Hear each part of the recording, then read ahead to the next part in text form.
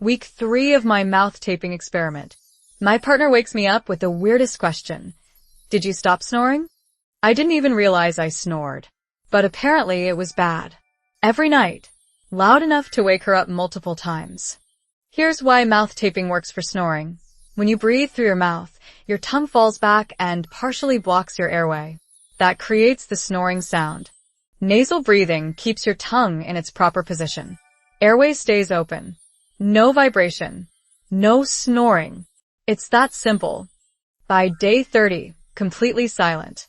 My partner is sleeping better. Our relationship improved. Who knew a $12 roll of tape could do that? Watch full episode youtube.com/@peakhealthofficial.